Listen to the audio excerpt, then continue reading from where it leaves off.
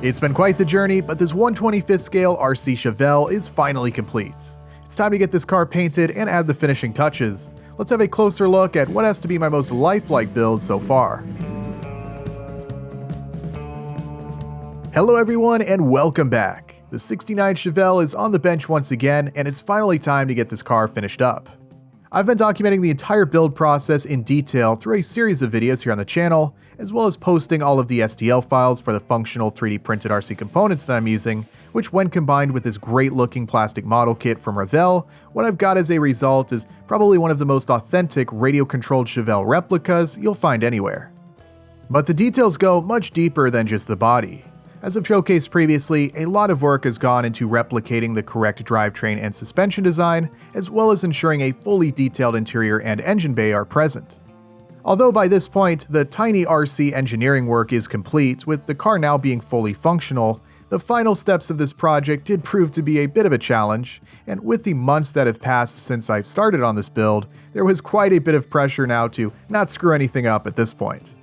But as always, if you're new to this project or would like to catch up on any of the previous videos that I've posted, I'll be sure to leave a link to the full playlist below in the description.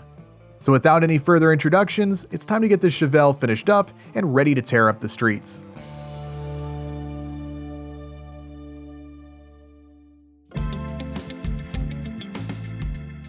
Picking up right where I left off in the previous video, the Chevelle really doesn't look too bad in primer, but I think it's definitely deserving of a shiny coat of paint. The primer by now has had plenty of time to dry, so it could be sanded smooth and help identify any parts on the body that might still need some more work. Just as I've talked about with many previous projects, taking the time to remove any imperfections or manufacturing artifacts will result in a better looking finished model, even if this process can be a bit tedious. While I'm far from an expert builder, with all of the effort that's gone into this Chevelle so far, I want to make this body look as good as I can.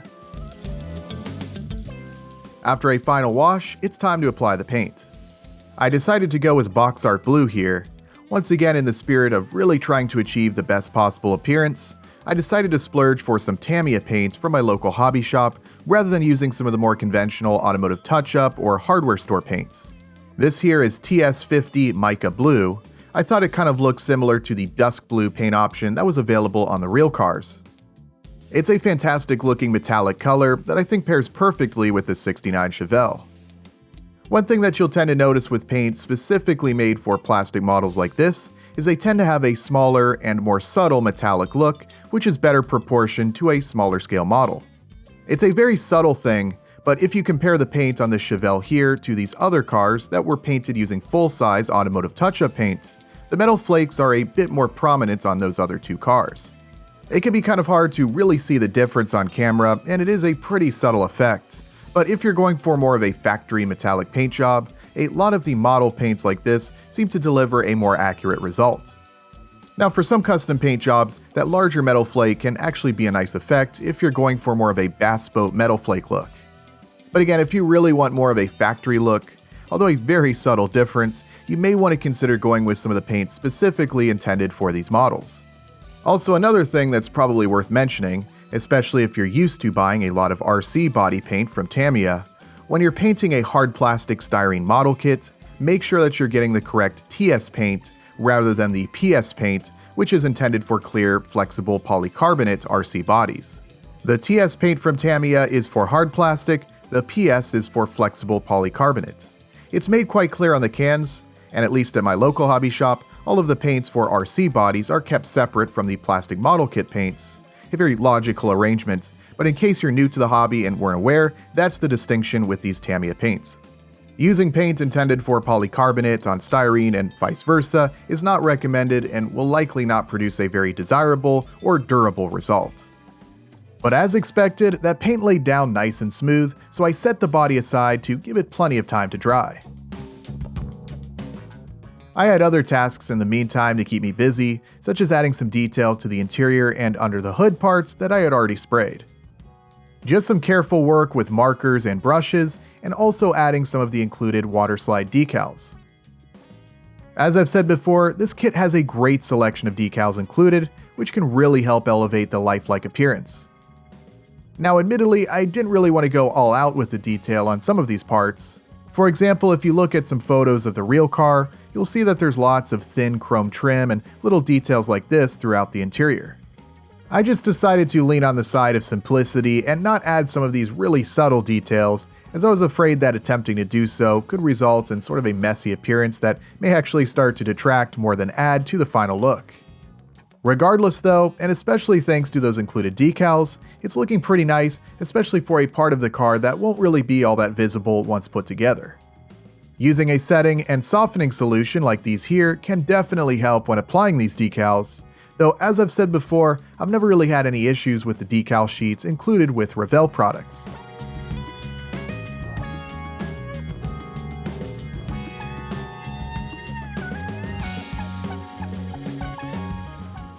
After those details had been added, I went ahead and glued these parts to the chassis just as instructed. As you can see, I routed the wires that go to the motor and steering servo around the driver's side. There's fortunately plenty of room on either side between the body and the door panels for the wires to fit.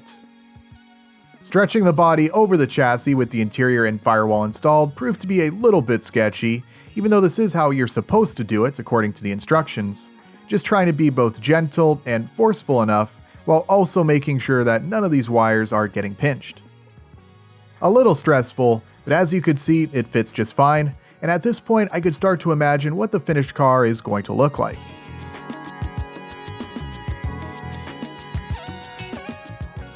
It's definitely a little sketchy installing and removing that body. Ease of maintenance is certainly not going to be a strength of this particular vehicle, but I knew that from the beginning. Making that trunk functional was definitely a good idea, as once I install that body for the final time, I'm really not going to want to have to take it back off. This car is definitely going to be more of a showpiece than a racer, so hopefully I don't crash this thing too bad, as any repairs are going to be a huge pain to complete. But it's definitely something to be thinking about when you're doing a plastic model to RC conversion. If you're building more of a driver or a race car, basically something you're going to want to drive quickly around a track and is going to be more likely to get damaged, you're probably going to want to sacrifice some level of realism in order to make things more durable and easy to work on. Something more like that 69 Charger that I showcased in a previous video would be an example of this. It still has a nice scale appearance from the outside, but that body is held on to a purpose-built 3D printed RC chassis using some magnets. So all you have to do to access that chassis below is pull the body off and everything is easy to work on. With this Chevelle though, it's all about scale realism, so I'll just have to be more careful while driving to avoid having to do any repairs. Next up was installing the lights. These are some tiny pre-wired nano-size LEDs that I got off of eBay, which can be powered by up to 12 volts. I've got 6 lights in total, 4 will go up front for the headlights and high beams, and then 2 for the taillights. I'm not going to get any more detailed than that with things like the side markers or instrument panel. What I have here proved to be difficult enough, though it did result in a great looking appearance in the end, as you'll soon see. The first step though was to test each of these LEDs before installing and ensuring that the color is correct. I intended to purchase some warmer tone LEDs for the headlights, though these seem to have a little bit more of a whitish bluish tint than what I would have expected, but it's a very minor thing, and I wasn't sure I wanted to attempt the trial and error process that might be involved in tinting them, so I'll just use them as they are here. I got them all soldered together so they can be plugged into the electronics on the chassis and will be powered by the same battery that's powering everything else. A very simple setup, and it does allow for the lights to be fully unplugged from the chassis in case the body ever needs to be removed. I guess that's at least some consideration for ease of maintenance here with this project. You can see I've got them plugged in, and I didn't want to have too much excess wire, even though they are quite thin, as I don't want the trunk to be any more of a rat's nest than it has to be, although I'm sure it's going to be regardless. But I also wanted to have some extra slack just in case. At this point, I was really starting to notice that the front suspension is going to need some adjustments. As more and more weight has been added to the car, the springs in the front aren't quite sufficient for maintaining the ride height that I want. Not exactly the easiest springs to have to change out, but it's better to do it now than after the body has been installed. I just carefully loosened up the sockets on the lower control arms, disconnected them, and installed some slightly longer and more rigid springs, stiffening up the front suspension and helping to achieve the correct ride height. This stiffer suspension may result in less movement when the car is actually driving, which is a bit unfortunate, but I'd rather have a stiffer suspension with the car sitting at the correct ride height than have the suspension softer but sagging. Fortunately, changing those springs didn't end up being too difficult, so I continued on with getting the lights installed. Making the necessary modifications to this kit to allow for functional lights required nothing more than drilling a few holes.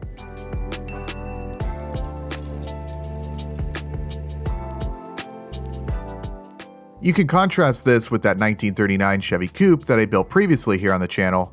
With those lights not being integrated into the body, like on this, by comparison, more modern Chevelle, getting those LEDs in place and routing the wires proved to be a bit more difficult. Fortunately, this kit includes clear lenses for the front and translucent red lenses for the rear. Like I talked about in a previous video where I showcased this 69 Charger build, I decided to go ahead and scuff up and then spray some chrome paint instead of leaving this chrome plating. As I said in that video, I just think with some of the great chrome paints that are available, and even with very minimal prep, the appearance actually looks a bit more lifelike than the chrome plating applied from the factory. It's an extra step, I guess, but more and more I'm finding it worth it as I think it produces a better appearance. If you really wanted to do it right, you might actually want to strip off that chrome plating and maybe even add some primer and/or black paint as a base coat. But even just the simple scuff and spray that I did here ended up turning out just fine. Sort of like with that Charger, not necessarily the chromiest chrome paint job here. Like I said, backing that with some black or maybe even choosing a different brand of chrome paint may result in a shinier, more reflective finish. But when I get everything put together and get it out into the sun and do some photography, I just think this might look a little bit better than the chrome plating applied from the factory, which almost has more of a toyish appearance, but that's just my opinion. By this time, the paint that I applied to the body had dried. I made sure to be extra safe and give that paint several weeks to dry, just to be extra sure that I don't run into any issues when it's time to apply the clear coat. What I did here was simply start adding some details, such as the trim that goes around the windows and the wheel arches. Being a modern tooling, the details on this body are nice and crisp and easy to follow with a marker. I decided to use a silver Sharpie as I think I need some more practice with some of the chrome pens that I have to ensure that I don't mess anything up. It doesn't produce the chromiest look, but again, as you'll see, I think it all turned out looking quite nice in the end. Speaking of Sharpies, I also used a blue Sharpie to fill in this unpainted edge on the trunk. It's not a perfect color match, but this really won't be that visible, so I just thought blue would look better than white in this section. So far so good, next it was time to apply all of the waterslide decals. Again, I've never really had any issues with the decal sheets included with Revell kits. I did manage to tear the white stripe that goes along the right side of the vehicle, but I was able to get everything lined up to where you really can't even notice the rip. One thing I didn't really realize until after applying these stripes is you'll notice that with the way I applied it, it follows the contours of the body, particularly the rear quarter panel. It looks like the stripes on the real cars, though, would be closer to being perfectly straight down the center, not at all following the curves of the body. Kind of cutting down the middle rather than flowing with the body, if that makes sense.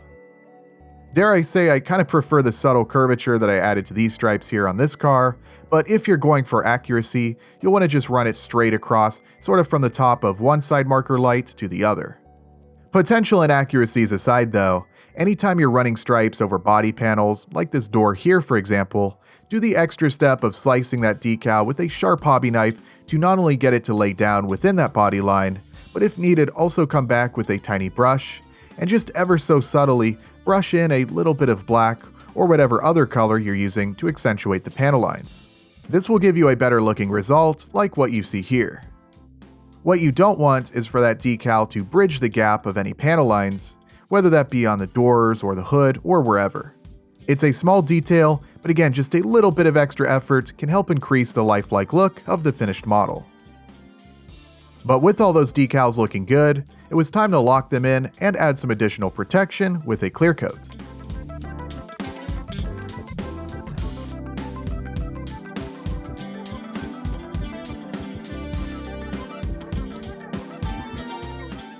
Once again, I gave that clear coat plenty of time to dry before coming back and adding a few matte black details under the hood and for the interior. These aren't very conspicuous areas, so I'm just brushing it on, not really worried about making it perfect. You could mask everything and apply it using an airbrush if you wanted to, but I'm just taking the easy route here. As you can see, I also painted the hood hinges, and the kit even includes some decals for the hood insulation, so once again I appreciate the comprehensive decal sheet that's included. Speaking of details, even things like the sun visors and dome light were included, which I installed along with the windows, making sure to use some clear drying glue to avoid any hazing.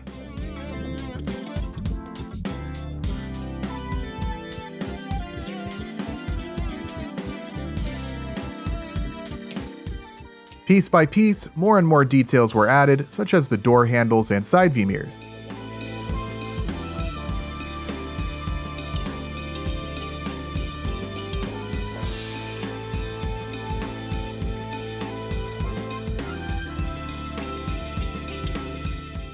This is the part of the build where the car really starts to come to life and look more like the real thing as these details continue to be added.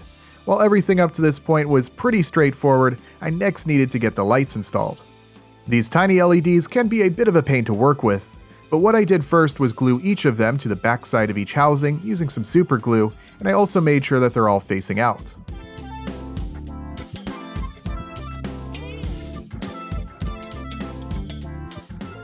I ended up needing to do a little bit of trimming in some spots to make everything fit, and I then carefully routed all the wires so they won't get in the way when it's time to slide that body onto the chassis.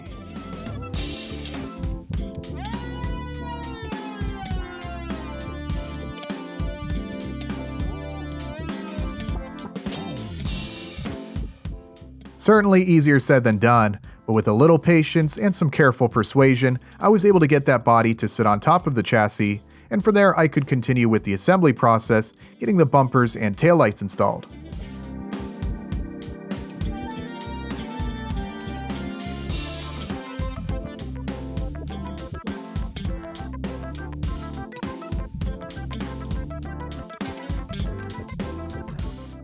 You'll once again see me using some gloves with this project. This is just to ensure that I'm not putting any fingerprints into the chrome paint. It had plenty of time to dry by this point, but I just wanted to be extra sure as I'm pushing these pieces into place that I don't leave behind any fingerprints. The headlight lenses also needed to be installed. I went around the outer perimeter with a black Sharpie just to add a little bit of extra detail, and as always, make sure that you're using a clear drying glue such as Mod Podge on all of these clear parts to avoid any unsightly haze that can result from using other kinds of adhesives such as super glue.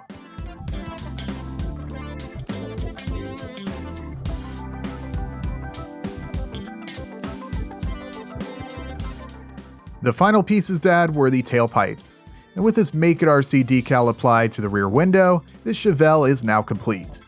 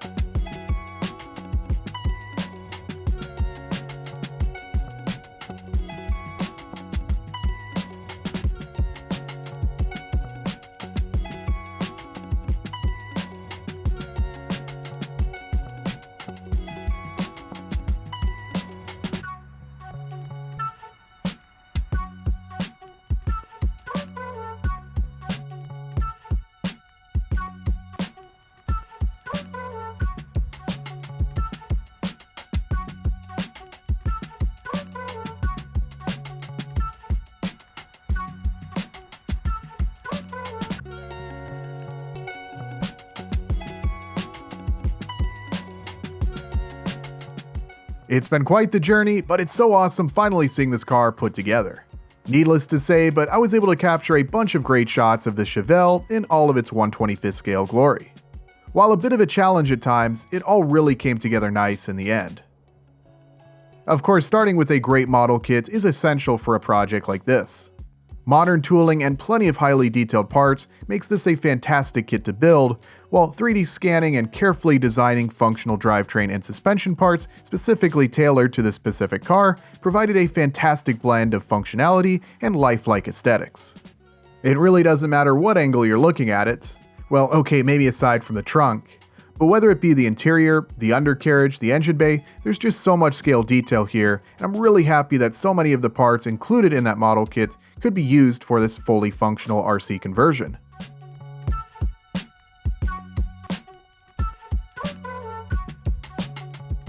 Of course, on the topic of a fully functional RC vehicle, there was still one thing left to do, and that's take it for a test drive.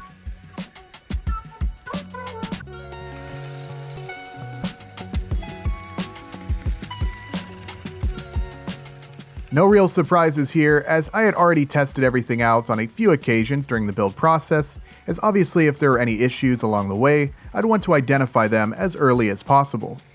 That said though, it is extremely satisfying seeing this car cruising around and working just as it should. While it's not very fast to begin with, I was especially careful driving this car around for these shots here, as I really didn't want to break anything. I was just so close to having all of the footage that I needed for today's video, which has been in the pipeline for so long, I didn't want to risk breaking something, which could cause the release of this video to be delayed. Fortunately though, everything seems to be working exactly as it should, with no scary noises or any other issues. Of course, there are a few things that I can nitpick and maybe try to improve upon with some future projects. For one, the suspension is quite stiff, and also you'll notice quite a bit of wobble from the wheels. This tends to be one of the downsides of using the wheels and tires included in the plastic model kit, rather than softer tires and bolt-on wheels specifically designed for use with RC chassis. But overall, not much to complain about with this build. It drives nice and smooth, handles well, and looks great.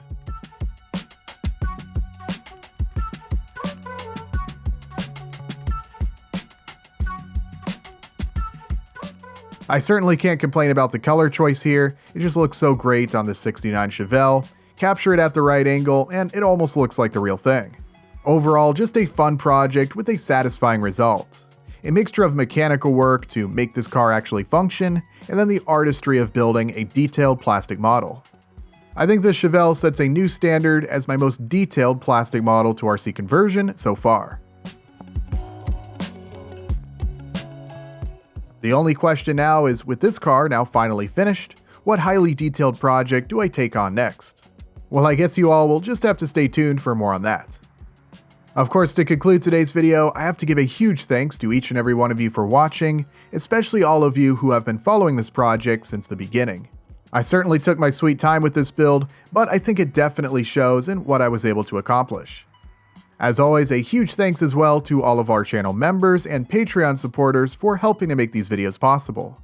If you're as crazy as I am and would like to do a similar project to what you've seen here, all of the STL files for the functional RC components are posted over on our Patreon, along with more information that should be helpful if you're interested in building one of these cars yourself. Of course, that's in addition to the much easier to 3D print and put together RC chassis designs that we have for those not looking for a project quite as ambitious as this one. Feel free to like and subscribe if you'd like to see more videos like this, but I'm going to wrap up today's video right here. Thanks again everyone for watching, and I'll see you next time.